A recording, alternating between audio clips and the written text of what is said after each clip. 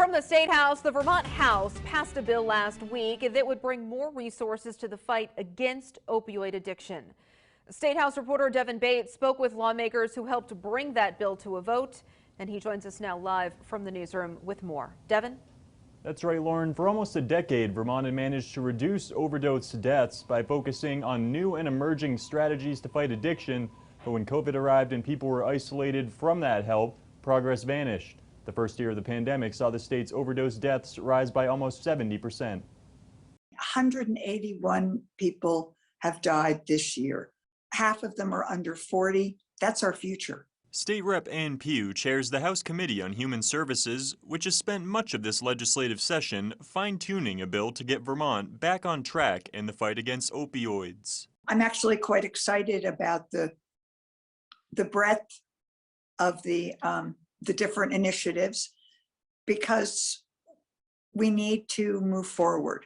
Sometimes new things, people are cautious, but I believe all of these pilots are based on best practice, are based on research.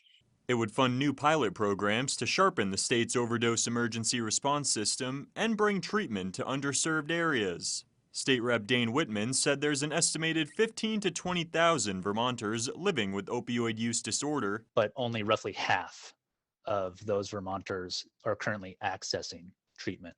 As lawmakers put this bill together, Whitman said transportation proved to be people's largest dilemma. There are just too many areas of the state falling through the gaps. Currently, there are 8 physical hubs around the state at which people can access methadone, which is one medication for treatment of opioid use disorder. So the hopes is that instead of expecting people to come to treatment in the limited physical locations, we bring treatment to people. But expanding treatment options is only one part of the puzzle. The bill would also ensure first responders are better trained to connect people directly with treatment, recovery, and harm reduction services. The first time that many people will reach out and call for help, unfortunately, may be a 911 call.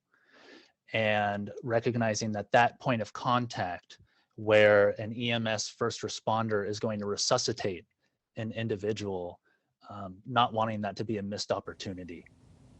Now, the bill still needs to pass the Vermont Senate, but Representative Hughes said she's hopeful that won't be an issue and believes Governor Phil Scott would support it as well. Live in the newsroom, Devin Bates, Local 44 News.